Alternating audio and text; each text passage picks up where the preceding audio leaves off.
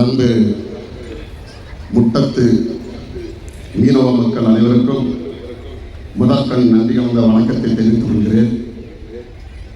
ஐயா ஜேபிஆர் அவர்களை பற்றி பேசுவதற்கு முன் இந்த விழாவிற்கு வருகின்றிருக்கும் மரிய ஜீனா ஜான்சன் அவர்களே, அருமை நண்பர் மரிய ஜான் அவர்களே,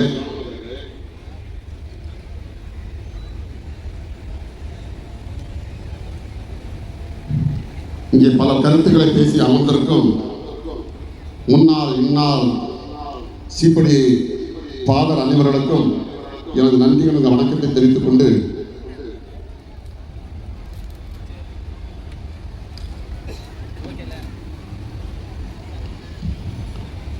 ஜெயசடுமை பங்கராஸ் அவர்களை பற்றி ஒரு சில கருத்துக்களை இங்கே நான் பேச கடமைப்பட்டிருக்கிறேன். அவர் வாழ்ந்து வந்த பாதை ஓரளவுக்கும் வசதி படைத்த பிறகுதான் எல்லோருக்கும் அது தெரியும் என்று நான் நினைக்கிறேன். ஆனால் அவர் வந்த பாதை அப்படிப்பட்ட ஈஸியான வழியில் வந்த பாதையே அல்ல. 1962ஆம் ஆண்டு காங்கிரசுடைய ஆட்சி, காமராஜர் முதலமைச்சராக இருந்த காலகட்டத்தில் ஐயா ஜெயசடுமை பங்கராஸ் அவர்கள் அவர் 11ஆம் கிளாஸ் வரைக்கும் படித்து, அந்த காலத்தில் 11ஆம் கிளாஸ் ஒரு பெரிய ஒரு படிப்பு, போலீஸ் கான்ஸ்டபிளாக பதவி பெற்று அந்த காலகட்டத்தில் சபாநாயகராக இருந்த செல்லப்பாண்டியன் அவர்கள், செல்லப்பாண்டியனுடைய சொந்த ஊர் திருநெல்வேலி மாவட்டம். அவர் சபாநாயகராக இருப்பதால் சென்னையில் அடிக்கடி இருப்பார். சட்டசபை இல்லாத காலகட்டத்தில் அவருடைய சொந்த ஊரான திருநெல்வேலிக்கு வருவார். சபாநாயகர்கள் எடுத்துக்கிட்டாலே அவர் வீட்டுக்கு வந்து 1-2 கான்ஸ்டபிள் இருப்பாங்க. அப்படி கான்ஸ்டபிளாக பணியில் அமர்த்தப்பட்டவர் தான் நமது ஜெயசடுமை முட்டத்துடைய ஜெயசடுமை பங்கராஸ் அவர்கள். ஐயா அவர்கள் அந்த பணியில் ஓரிரு மாதங்கள் இருந்தார். ஆனால் அவர்களுக்கு அங்கே ஒரு சில பணிகள் சுமத்தப்பட்டன. அதாவது பணியில் இருக்கும் பொழுது சபாநாயகர் அவர்கள் சென்னையில் இருந்து திருநெல்வேலி மாவட்ட எஸ்பி அவர்களுக்கு தொலைபேசியில் அவர் அங்கிருந்து ஒரு அழைப்பு, எனது வீட்டில் பணிபுரியும் திரு பங்கராஸ் அவர்கள் ஒரு சில குற்றங்கள் செய்யப்பட்டிருப்பதாகவும் நீங்கள் உடனே சென்று அவரை விசாரித்து கைது செய்யும்படி அங்கிருந்து சபாநாயகர் அவர்கள் உத்தரவிடுகிறார். சபாநாயகர் உத்தரவை கேட்டு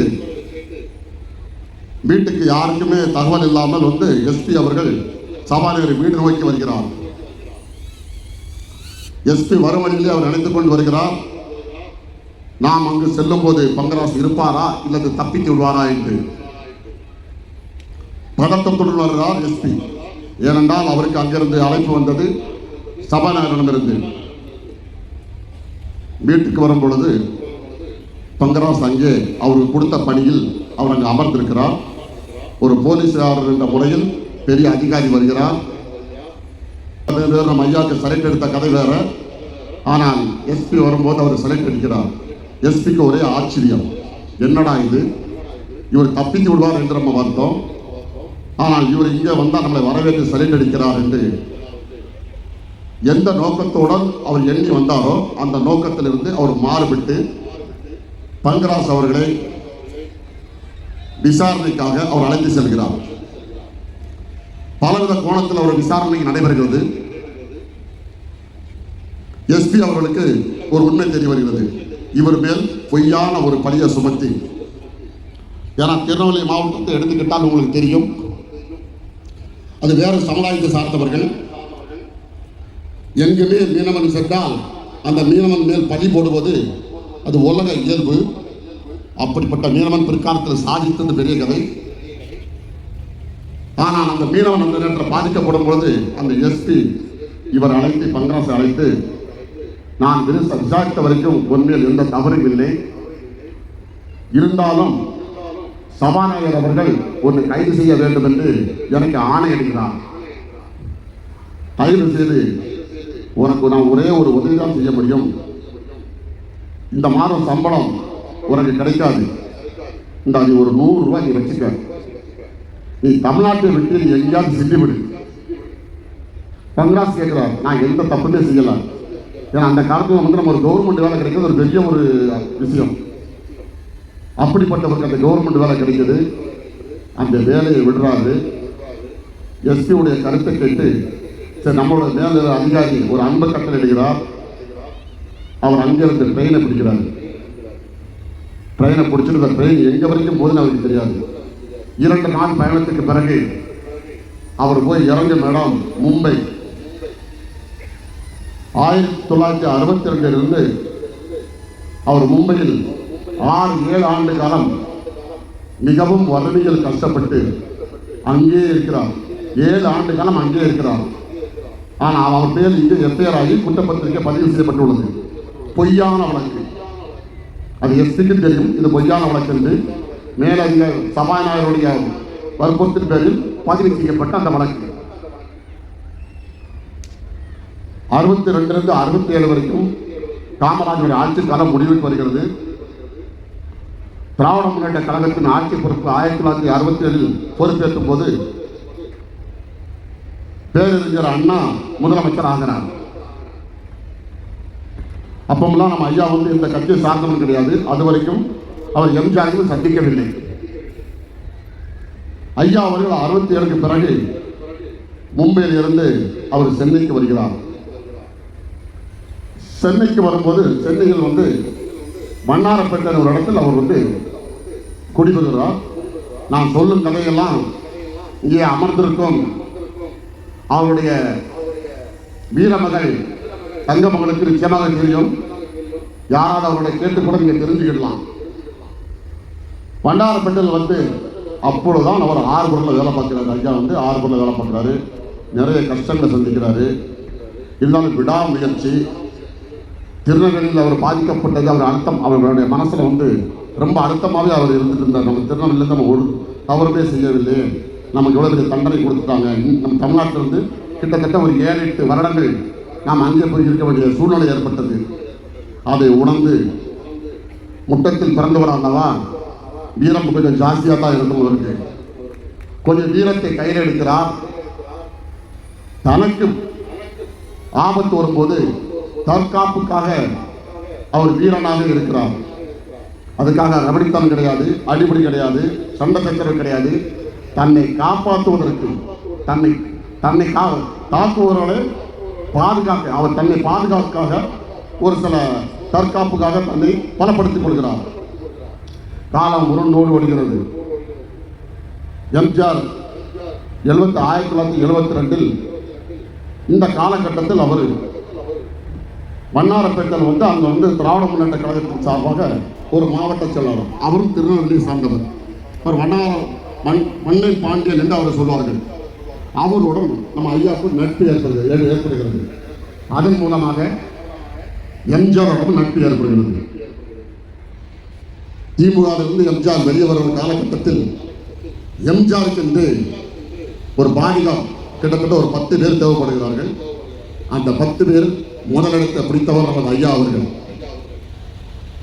எம்ஜிஆர் காலகட்டத்தில் எம்ஜிஆருடைய தொடர்ந்து 7-8 வருடங்கள் ஐயா பிரயாணம் செய்கிறார். 1972ஆம் ஆண்டில் அதிமுக உருவாகும் பொழுது 10 பேர் அந்த படிவத்தில் கையெழுத்திட்ட பொழுது அதில் ஐயாவும் ஒரு ஆள் என்பதை நீங்கள் எல்லாரும் தெரிந்து கொள்ளுங்கள். அது மட்டுமல்ல, இதுவரைக்கும் இந்தியா தமிழ்நாட்டு வரலாறுலேயே ஒரு மீனவன் மாவட்ட செயலாளர் ஆனது கிடையாது. ஆனால் அந்த காலகட்டத்தில் கூட எம்ஜிஆர் ஐயா வந்து வட சென்னை மாவட்ட செயலாளராகவும் அழகு பார்த்தார். ஒட்டுமொத்த சென்னைக்குமே அவரை மாவட்ட செயலாளராக நியமித்தார். 1977ஆம் ஆண்டு எம்ஜிஆர் ஆட்சி பொறுப்பை ஏற்ற பிறகு ஐயா அவர்களுக்கு மேலவை உறுப்பினர் பதவி, கொடாரா பதவி, சட்டசபை கொடார பதவி, இப்படி ஏகப்பட்ட பதவிகளை கொடுத்து அழகு பார்த்தவர். அந்த நன்றி கடனுக்காகவே கடைசி வரைக்கும் எம்ஜிஆருடனே அவருடைய பிரயாணம் தொடரப்பட்டது. எம்ஜிஆருடைய இறப்புக்கு பிறகு அண்ணாவுடைய சமாதி பக்கத்தில் அவருக்கு இட வேண்டும் என்று போராடி அதை வாங்கி கொடுத்ததும் நமது ஐயா அவர்கள் தான். ஆனால் அதிமுக எம்ஜிஆருடன் அந்த தொடர்பு ஏற்பட்ட போதுதான் அவர் ஜேபிஆர் என்று தன்னுடைய பெயரை, ஜேசடுமே பங்கராஸ் என்ற பெயரை ஜேபிஆர் என்று அவர் மாற்றி எம்ஜிஆருக்காகவே அந்த இடத்தில் வந்து அவர் கல்லறை அண்ணா சமாதிக்கு பக்கத்தில் கல்லறை வைக்க வேண்டும் என்று போராடி வாங்கி கொடுத்து அன்றைய அதிமுக காலத்தில் அவருக்கு மாவீரன் என்ற பட்டத்தை, எம்ஜிஆருக்கு பிறகு மாவீரன் என்ற பட்டத்தை கொடுத்தது எல்லாருமே மறக்க முடியாது. இதெல்லாம் அவருடைய வாழ்க்கை வரல் ஒரு கருத்துக்கள் இது. ஆனால் இந்த ஆர்வம் உருவாவதற்கு காரணமே ஒரு சில கருத்துக்களை சொல்ல கடமைப்பட்டிருக்கிறேன். அவர் மறைந்து விட்டார். கதீஷ் என்பவர் அவர் மறைந்து விட்டார். முட்டத்து மக்கள் அவர் மேல் தயவு செய்து ஒரு நன்றி உணர்வு இருக்க வேண்டும். திரு சசிவன் அவர்கள், திரு பசிலியாஸ் அவர்கள், திரு லாரன்ஸ் அவர்கள், இவர்கள் எல்லாருமே ஐயாவை சென்று பல முறை போராடி ஒரு 50 கோடி ரூபா பட்ஜெட்டில் தான் முதல் இந்த ஆரம்பிப்பதற்கு ஐயா ஒத்துக்கிட்டார். ஆனால் வரும்போது இங்கே கல்லிடும் போடும்போது மேலமுட்டம் இதனால் பாதிக்கப்படும் என்று அந்த ஆர்பரை லைட் ஹவுஸ்லேருந்து ஐயா ஆரம்பித்தார். அப்படி ஆரம்பிக்கும் பொழுது அது 120 கோடி ரூபா அந்த பட்ஜெட் வந்தது. ஆனால் அந்த ஆர்பர் முடியும் பொழுது கிட்டத்தட்ட 360 கோடி ரூபா முடியும் தருவாயில் வந்தது. ஆனால் எனக்கு தெரிய கண்டிப்பாக அந்த ஆர்பர் முடியும் தருவத்தில் ஒரு 500 கோடி ரூபா ஆயிருக்கு என்று எனக்கு தெரியும். ஏனென்றால் அது 1000 கோடிக்கு மேலே அது மதிப்பு பெறலாம். சொந்தமாகவே அந்த மலை எடுக்கிறது, சொந்தமான இரும்பு, சொந்தமாக மண், சொந்தமாக கல், இவை அனைத்தும் சொந்தமாக எடுத்து இந்த ஆர்பரை உருவாக்கிய காரணத்தினால் ஒரு 500 கோடி ரூபாயாக முடிக்கப்பட்ட இந்த ஆர்பர். இல்லை என்றால் கிட்டத்தட்ட 1000 கோடி ரூபாய்க்கு இந்த ஆர்பர் இருக்கும் என்பதை சொல்ல கடமைப்பட்டிருக்கேன். அது மட்டுமல்ல, ஐயாவுடைய இந்த ஒரு ஆர்பர் இதே முட்டத்திற்கு இல்லை என்றால் இந்த முட்ட மக்கள், அதாவது ஆர்பருக்கு முன் ஆர்பருக்கு பின் நிறைய பேர் நிறைய கருத்துக்கிட்டு சொல்லிக்கிட்டாங்க. அதாவது நிறைய வளர்ச்சி வந்திருக்கு, மக்கள் வளர்ந்துருக்காங்க, அது எல்லாமே உண்மைதான். அந்த வளர்ச்சிக்கு காரணமே இந்த மக்களுக்கு ஒரு பெரிய ஒரு ஒற்றுமை ஐயா ஏற்படுத்தி போயிருக்காரு. அதாவது முட்டமனை எடுத்துக்கிட்டால் ஒரு 25 வருஷம் ஒரு பகை உணர்வுடைய இந்த ஊர் இருந்துக்கிட்ட ஒரு கால சூழ்நிலை. அப்படிப்பட்ட சூழ்நிலையில் இன்றும் 25 ஆண்டு காலம் வரைக்கும் முட்டத்திலிருந்து, அதாவது பார்ட்டி சம்பந்தப்பட்ட ஒரு தகராறு எப்பேர் இல்லாமல் ஒரு 25 ஆண்டு காலம் இங்கே இருக்கிறது என்றால் இந்த ஆர்வம் வந்த பிறகு அதனுடைய ஒற்றுமை, இந்த ஒற்றுமைக்கு காரணமே நம்ம ஐயாவுக்கு நன்றி 1000 விதமாக சொல்லலாம். ஆனால் இந்த மக்கள் ஒற்றுமையாக இருக்க வேண்டும், எந்த விதமான பிரச்சனையும் இருக்கக்கூடாது. அதுதான் இந்த மக்களுக்கு ஐயா செஞ்ச மிகப்பெரிய ஒரு விஷயம். அந்த ஒரு விஷயத்துக்காகவே நம்ம எல்லோருமே முட்டத்து மக்கள் அனைவரும் ஐயாவை எந்த காலத்திலும் சரி நம்ம நன்றி உணர்வாக நம்ம இருக்க வேண்டும். எந்த காலகட்டத்திலையும் அவர்கள் பிள்ளைகளுக்கு நாம் முட்டத்துடைய, அதாவது நாம் என்னதான் ஊருக்கு நம்ம செஞ்சாலும் ஊர் நமக்கு இது திருப்பி செய்யாதுங்கிறது ஒரு பழமொழி சொல்லுவாங்க. ஆனால் அதை எல்லாத்தையும் நம்ம மாற்றி காட்ட வேண்டும். முட்டம் ஊர் மக்கள் என்றும் நாங்கள் உங்கள் பின்னாடியே இருப்போம், கடைசி வரைக்கும் இருப்போம். எந்த காலகட்டத்தில் எந்த சூழ்நிலையிலும் கூட நாங்கள் முட்டத்து மக்கள் ஐயா எங்களுக்காக ஒரு ஒற்றுமையை உருவாக்கிட்டு போயிருக்காரு. அதாவது எங்களுக்கு ஆர்வம் அவர் கொடுத்துட்டு போகலை. இந்த மக்கள் ஒற்றுமை இன்னைக்கு இருக்கிற காரணமே அது ஐயா கேபிஆர் அவர்களால் தான். எனவே நிறைய பேச வேண்டியது இருக்கு, கொடுத்துட்டாரு. நான் நிறைய பேச தான் வந்தேன். 2 நிமிடத்தில் முடிக்கும் என்று இங்கே இந்த தகவல் வந்திருக்கு. அதனால் எனக்கு வாய்ப்பளித்த உங்களுக்கும் இந்த முட்டத்து மக்கள் சார்பாக மீண்டும் ஒரு முறை மண்ணின் மைந்தனுக்கு நான் ஒரு மண்ணின் மைந்தன் என்ற முறையில் நன்றி கலந்த வணக்கத்தை தெரிவித்து பெறேன். நன்றி, வணக்கம்.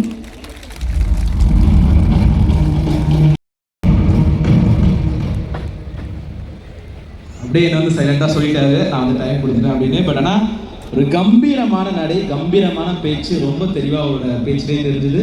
இந்த முக்கியமான நேரத்தில் ஒரு நிறைய முக்கியமான நிகழ்வுகளை வந்து எங்களுக்கு சொன்னதுக்கு ரொம்ப நன்றி ஐயா.